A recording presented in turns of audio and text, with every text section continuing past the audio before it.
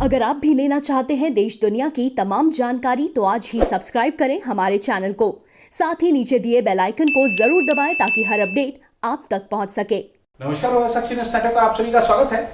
देश में कोरोना की रफ्तार थमने का नाम नहीं ले रही है। पिछले 24 घंटे में 4,14,000 से ज्यादा नए मामले और लगभग 4,000 लोगों की मृत्यु अपने आप में चौंकाने वाला आंकड़ा है। और ये जो रफ्तार है क्योंकि थम नहीं रही है और इसी बीच तीसरी लहर आने की चेतावनी दी जा चुकी है। लोगों को समझ नहीं आ रहा है कि करे तो क्या करे। सरकार भी समझ नहीं पा रही है कि इतने प्रयासों के बावजूद दूसरी लहर नहीं थम रही है तो तीसरी लहर का सामना कैसे करेंगे।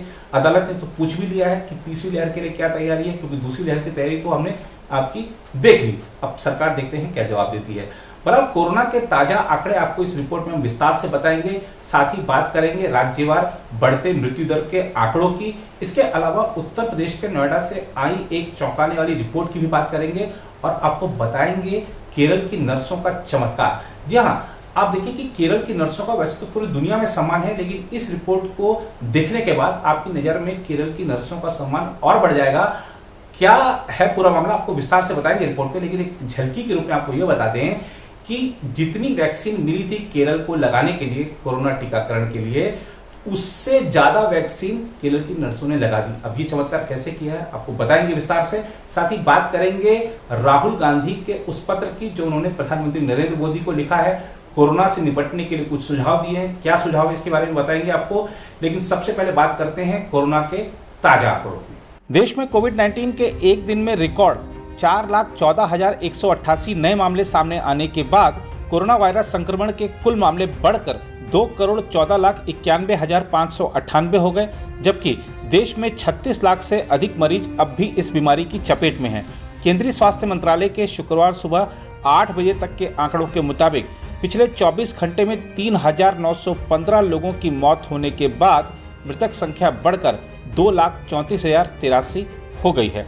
लगातार बढ़ते मामलों के बीच उपचाराधीन मरीजों की संख्या 36,45,164 हो गई है, जो संक्रमण के कुल मामलों का 16.96% है। जबकि देश में कोविड-19 से स्वस्थ होने की राष्ट्रीय दर घटकर 81.95% हो गई है।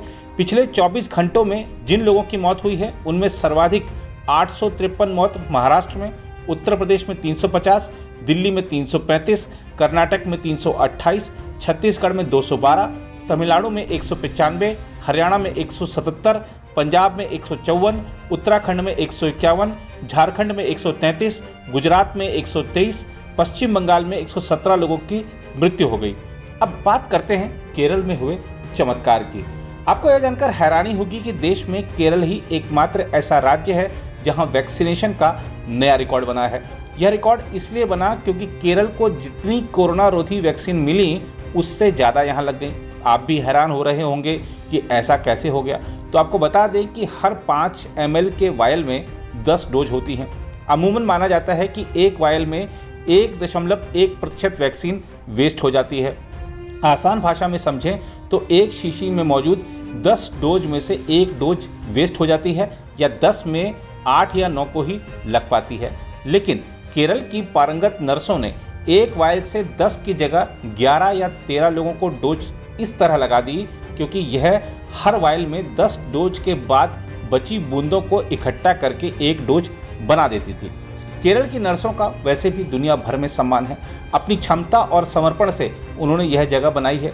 आपको याद दिला दें कि प्रधानमंत्री नरेंद्र मोदी को कोविड-19 की पहली डोज देने वाली 2 नर्सों में से एक केरल से थी। कोरोना वैक्सीनेशन में केरल की नर्सों की भूमिका बेहद अहम है। केरल के मुख्यमंत्री पिनराई विजयन ने मंगलवार को ट्वीट कर कहा था कि राज्य को केंद्र सरकार से टीकों की 73,38,806 खुराकें मिली। उपलब्ध अतिरिक्त खुराकों का भी इस्तेमाल करते हुए 74,26,164 खुराकें दी गईं। मुख्यमंत्री ने इसके लिए राज्य के स्वास्थ्य कर्मियों, खासकर नर्सों की सराहना की। केरल की नर्सों की दुनिया भर में मांग है। दुबई का ही उदाहरण लें तो महामारी से पहले भारतीय नर्सों को 4 से 5,000 दिरहम यानी 80,000 से 1 लाख रुपए बतौर पैकेज ऑफर किया जाता था, लेकिन महामारी के बाद से यह पैकेज दोगुने से ज़्यादा हो गया है। प्रधानमंत्री नरेंद्र मोदी ने भी कोविड-19 टीकों की बर्बादी रोकने के लिए केरल सरकार के प्रयासों की सराहना की है। इस बीच उत्तर प्रदेश के नोएडा से एक चौंकाने वाली खबर आई है। यहाँ के डॉक्टरों के मुताबिक कोरोना वायरस की दूसरी लहर में शहर में संक्रमित 78% मरीजों की मौत दिल का दौरा पड़ने से हुई। सेक्टर 39 स्थित कोविड-19 अस्पताल की चिकित्सा अधीक्षक डॉक्टर रेणु अग्रवाल ने बताया कि नोएडा में कोरोना वायरस संक्रमण की वजह से हुई मौतों का विश्लेषण किया गया और पाया गया कि ज़्यादातर मरीजों को दिल का दौरा पड़ा। उन्होंने बताया कि कोरोना वायरस के संक्रमण की वजह से मरीजों के खून में थक्के बन जाते हैं, इससे हार्ट अटैक की आशंका बढ़ जाती है। नोएडा में भी कोरोना वायरस तेजी से फैल रहा है। पिछले 3 हफ्ते में करीब 175 लोगों की मौत हो चुकी है। अधिकारियों ने बताया कि कोविड-19 की चपेट में आए सभी मरीजों को सांस लेने में गंभीर परेशानी हुई और उन्हें निमोनिया भी हुआ। सांस लेने में परेशानी होने और हृदय पर जोर पड़ने से संक्रमित मरीजों को दिल का दौरा पड़ने की आशंका रहती है।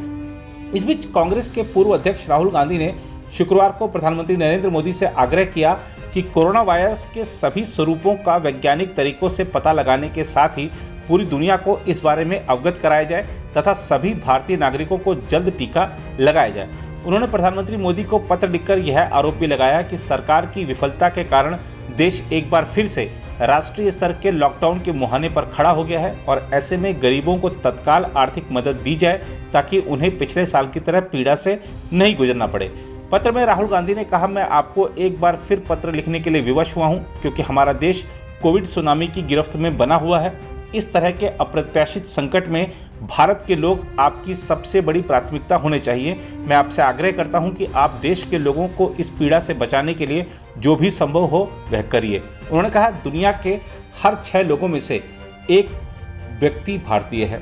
इस महामारी से अब यही पता चलता है कि हमारा आकार, आनुवंशिक विविधता और जटिलता से भारत में इस वायरस के लिए बहुत ही अनुकूल माहौल मिलता है कि वह अपने स्वरूप बदले तथा अधिक खतरनाक स्वरूप में सामने आए। उन्होंने कहा, मुझे डर इस बात का है कि जिस डबल म्यूटेंट और ट्रिपल म्यूटेंट को हम देख रहे हैं वह शुरुआत भर हो सकती है।